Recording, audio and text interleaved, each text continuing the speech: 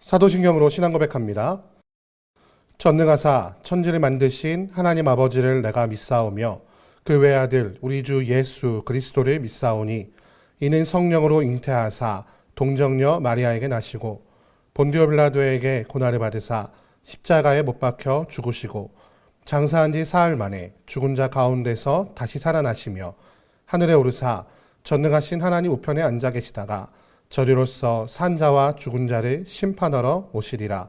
성령을 믿사오며 거룩한 공회와 성도가 서로 교통하는 것과 죄를 사하여 주시는 것과 몸이 다시 사는 것과 영원히 사는 것을 믿사옵나이다. 아멘.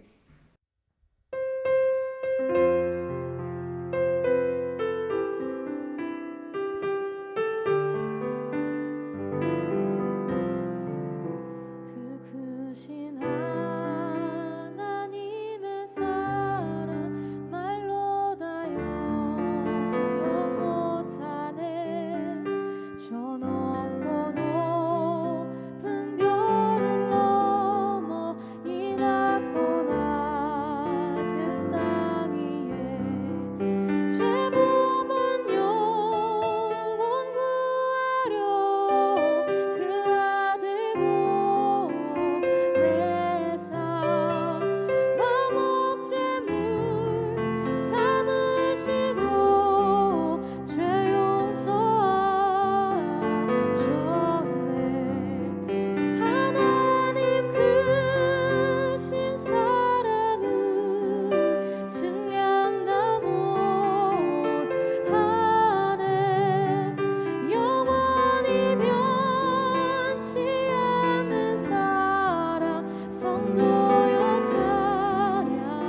찬양하세.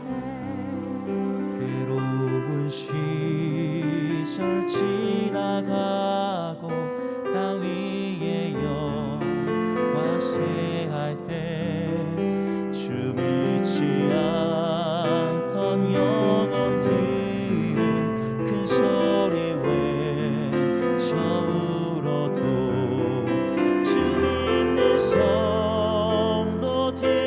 성도들에게 큰 사랑 베푸사 우리의 죄 사했으니 그 은혜 잊을까. 하나님 크신 사랑은 증량다 못하네. 영원히 변치 않는 사랑 성도여 찬양하세.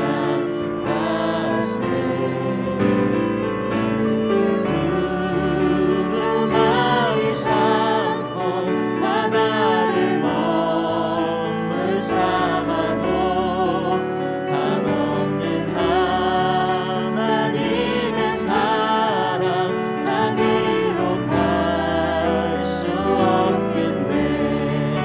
하나님의 크신 사랑 그 어찌 닿았을까.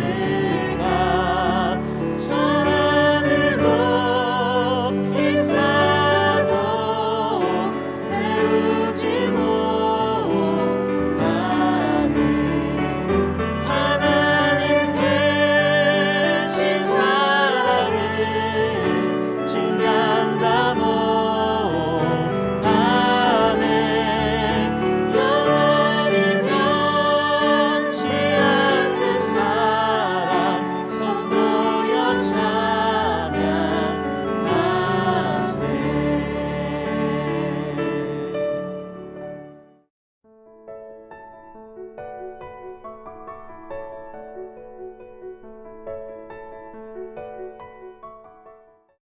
그 후에 유대인의 명절이 되어 예수께서 예루살렘에 올라가시니라. 예루살렘에 있는 양문 곁에 히브리 말로 베데스다라 하는 못이 있는데 거기 행각 5이 있고 그 안에 많은 병자, 맹인, 다리 저는 사람, 혈기 마른 사람들이 누워 물의 움직임을 기다리니 이는 천사가 가끔 못에 내려와 물을 움직이게 하는데 움직인 후에 먼저 들어가는 자는 어떤 병에 걸렸든지 낫게 되밀어라. 거기 38해 된 병자가 있더라. 예수께서 그 누운 것을 보시고 병이 벌써 오래된 줄 아시고 이르시되 내가 낫고자 하느냐. 병자가 대답하되 주여 물이 움직일 때에 나를 못에 넣어주는 사람이 없어 내가 가는 동안에 다른 사람이 먼저 내려가나이다. 예수께서 이르시되 일어나 내 자리를 들고 걸어가라 하시니 그 사람이 곧 나아서 자리를 들고 걸어가니라. 이날은 안식일이니 유대인들이 병 나은 사람에게 이르되 안식일인데 내가 자리를 들고 가는 것이 옳지 아니하니라. 대답하되 나를 낫게 한 그가 자리를 들고 걸어가라 하더라 하니 그들이 묻되 너에게 자리를 들고 걸어가라 한 사람이 누구냐 하되 고침을 받은 사람은 그가 누구인지 알지 못하니 이는 거기 사람이 많으므로 예수께서 이미 피하셨음이라. 그 후에 예수께서 성전에서 그 사람을 만나 이르시되 보라 내가 나았으니 더 심한 것이 생기지 않게 다시는 죄를 범하지 말라 하시니 그 사람이 유대인들에게 가서 자기를 고친 이는 예수라 하니라. 오늘 아침에는 요한복음 5장 1절에서 15절 말씀해가지고 자비 없는 자비의 집이라는 제목을 가지고 함께 하나의 말씀 나누겠습니다. 갈릴리에서 일이 있은 후에 유대인의 명절이 되어 예수님은 예루살렘으로 다시 올라가십니다. 예루살렘 성에 들어가는 길에 예수님은 베데스다라는 곳에 들르시는데요. 이 베데스다는 예루살렘에 있는 많은 문 중에 양문이라고 하는 곳 옆에 있는 작은 못이었습니다. 그 주변에는 병을 고칠 방법이 없는 많은 사람들이 누워 있었는데요. 그것은 한 가지 전설 때문이었습니다. 4절에 기록되어 있기를 천사가 가끔 못에 내려와 물을 움직이게 하는데 움직인 후에 먼저 들어가는 자는 어떤 병에 걸렸든지 낫게 되었다고 합니다. 그런데 사랑하는 성도 여러분, 한번 생각해 보십시오. 물이 움직인 원인이 천사였을까요? 천사가 눈에 보이지 않는다면 그 물이 움직이는 원인이 천사라고 믿을 수도 있었겠지만, 하지만 천사가 굳이 그 물을 움직일 이유가 없겠죠. 또 물이 움직일 때 사람이 들어가 병이 낫는다면 그 물이 움직인 후에 들어간 모든 사람들이 다 병을 놔야지 왜 가장 먼저 들어간 사람만 병을 낫는다고 이야기하고 있을까요? 하지만 예수님 당시에는 이런 허망한 미신들이 그들의 생각을 꽉 잡고 그들을 부여잡고 있었다는 사실을 우리는 오늘 말씀을 통해 다시 한번 발견하게 됩니다. 근데 그곳이 어디입니까? 바로 예루살렘이죠. 놀라운 하나님, 능력의 하나님, 그들을 고치실 능력이 있는 위대하신 하나님을 예배하는 성전이 있는 곳, 바로 그 예루살렘에도 이런 하나님을 믿지 않는 미신들이 그들의 마음을 미혹하고 있었다는 것에서 그 예수님 당시의 예루살렘이 얼마나 영적으로 어두운 상태에 있었는가를 보여주는 또 하나의 증거라고 생각합니다. 정말로 하나님의 말씀을 제대로 지키고 하나님의 말씀대로 살아야 한다고 주장하였던 바리새인들이 득사였던 그 시기에도 이 베데스다 연못의 이런 미신과 같은 것을 근절하지 못했던 것을 보면요, 정말로 예루살렘은 영적으로 어두운 곳이었습니다. 바로 그곳에 예수님께서 방문하고 계신 것입니다. 예수님은 그곳에서 한 사람을 만나시는데요. 그 사람은 바로 38년 동안이나 병에 걸려서 자리에 누워 있었던 사람입니다. 삶에 대한 소망이 아니라 집착만 남아서 베데스다의 물이 언제 움직일까만 노려보고 있었던 한 사람. 그 베데스다의 그 미신에 마음을 빼앗겨 하나님을 찾지 못하고 하나님을 생각하지도 못했던, 하나님께 간구하지도 못했던 그 한 사람에게 예수님께서 오늘 말씀 속에서 다가가고 계신 것입니다. 이 사람에게 예수님께서 말할 것이죠. 내가 낫고자 하느냐. 이것은 이 병자를 향한 예수님의 사랑의 선언이었으며 구원의 선포였습니다. 그런데 영적으로 어두워진 이 사람은요, 이 구원의 선포를 알아듣지를 못합니다. 자신의 생각에만 사로잡히고 미신을 믿는 그 믿음 가운데서 엉뚱한 말을 합니다. 오늘 말씀 볼까요? 이렇게 말하고 있죠. 물이 움직일 때 들어가야 나올 수 있는데 나를 못에 넣어주는 사람이 없어서 다른 사람들이 먼저 내려갑니다. 이거 무슨 얘기입니까? 당신이 나를 저 물이 움직일 때 옮겨줄 겁니까? 라고 말하고 있는 것이죠.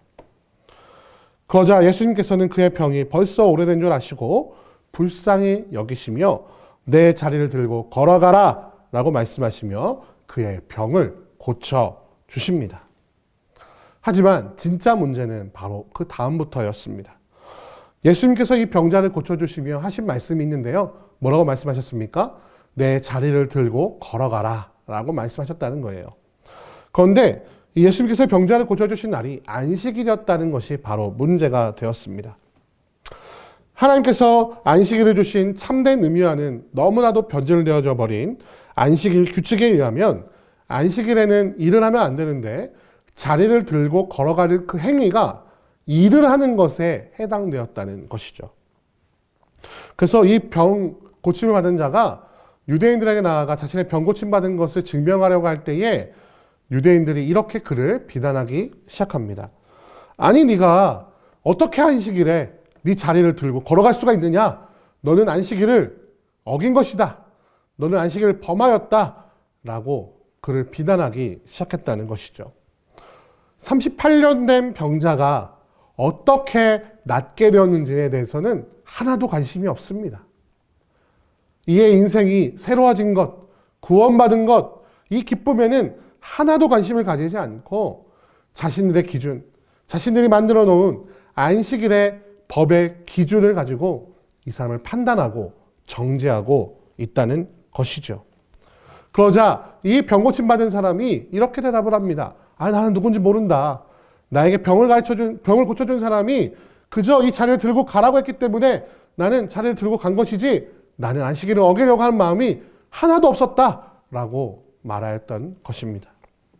하지만 이 병 고침 받은 자에게는 삶의 위기였습니다. 자신의 아픔, 38년 동안이나 병을 들어서 누워만 있었던 것은 깡그리 잊어버리고 도대체 나에게 안식일을 어긴 자가 누구인가 찾으려고 성전에서 애타게 그 사람을 찾았던 것 같습니다. 오늘 14절 말씀 보니까 그 후에 예수께서 성전에서 그 사람을 다시 만나십니다. 그러자 예수님께서는 이렇게 말씀하시죠. 보라, 내가 나았으니 더 심한 것이 생기지 않게 다시는 무엇하지 말라? 죄를 범하지 말라라고 말씀하십니다. 이것은 예수님께서 이 38년 된 병자를 고치신 것이 단순히 병을 고치신 것이 아니라 그의 죄를 사하신 그리스도로서의 능력이었음을 다시 한번 선포하고 계신 것이죠. 말하자면 이 38년 된 병자가 병든 이유가 무엇입니까? 바로 그의 죄 때문이었다고 예수님은 말씀하고 계셨던 것입니다. 그러나 이 병자는 예수님의 가르침과 명령에 귀를 기울이지 않습니다. 그래서 그냥 귀뚱을 흘려버리고요. 드디어 찾았다. 나를 곤란하게 만들었던 사람, 내게 안식일을 어기게 만들었던 사람, 이 사람을 드디어 찾았다. 이 사람의 이름이 예수구나 라는 것을 알게 된 그 사람은요, 15절 말씀에 그 사람이 유대인들에게 가서 자기를 고친 이는 예수라 하니라. 무슨 얘기예요? 나로 하여금 안식일을 어기게 한 사람, 나는 안식일을 어길 마음이 하나도 없었는데 진짜 안식일을 어긴 사람은 바로 저 예수입니다 라고 유대인들에게 가서 고했다는 것입니다. 사랑하는 성도 여러분, 오늘 등장하는 베데스다 연못, 베데스다의 뜻은 무엇입니까? 바로 자비의 집입니다. 하나님의 사랑을 상징하고 있는 그 베데스다 연못에서 일어났던 이 군상들의 일들을 다시 한번 돌아봅시다. 예수님께서는 하나님의 말씀의 진리와 자비가 가득 넘쳐야 할 예루살렘 성이 미신과 안식일에 대한 잘못된 규정으로 판단으로 나에 서 있는 것을 바라보십니다. 자비에 지배해야 할 것이 물이 움직이는 순간 가장 먼저 들어가는 사람만이 고침을 받는다는 말도 안 되는 경쟁과 정죄의 집, 즉 자비 없는 자비의 집이 되어버린 것을 보시고 안타까워 하셨다는 것입니다. 이에 예수님께서는 가장 경쟁에서 뒤떨어져 있는 사람, 그 경쟁에서 승리할 수 있는 소망이 없는 38년 된 병자를 찾아가십니다. 그리고 그의 죄를 사하심으로 그 병을 고쳐주시죠. 영적 어두움에 뒤덮인 곳에 말씀의 빛, 복음의 빛, 구원의 빛을 비춰주셨다는 것입니다. 그러나 병자는 자신에게 주어진 것이 무엇인지 알지 못하였고 알려고도 하지 않았습니다. 예수님께서는 38년 된 병자가 병을 얻게 된 이유가 무엇인지 명확히 알고 계셨습니다. 바로 죄 때문이었죠.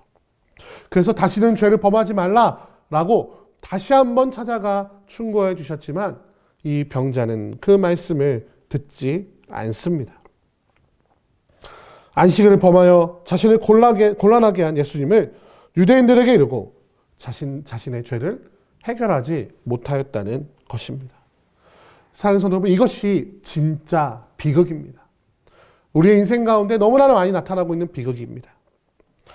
하나님에 대한 관심이 없고 하나님의 그 자비를 맛보았음에도 불구하고 구원의 선포를 받았음에도 불구하고 자비를 베푸지 못하는 우리의 다친 마음, 하나님의 그 구원의 영광의 빛을 바라보지 못하고 다른 이들에게도 그 빛을 전하지 못하는 비극이 우리의 삶 가운데 나타나고 있는 자비가 없는 자비의 집과 같은 정말 이 아이러니한 인생의 모습이 아닌가 싶습니다.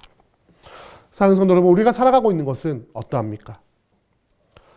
예수님께서는 너희가 서로 사랑하는 것을 보고 세상이 너희가 나의 제자인 줄 알리라 라고 말씀하십니다. 우리는 어떻습니까? 우리의 시선이 예수 그리스도의 자비의 빛을 향하고 있습니까?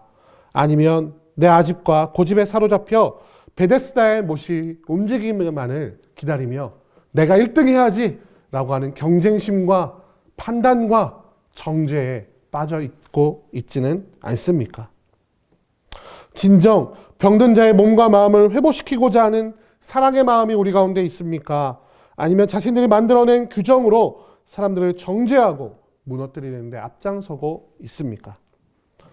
저 자비 없는 자비의 집이었던 베데스다에서 진정한 자비를 베푸신 예수님의 사랑이 우리의 삶 가운데, 우리의 공동체 가운데 넘쳐나기를 주님의 이름으로 소원합니다.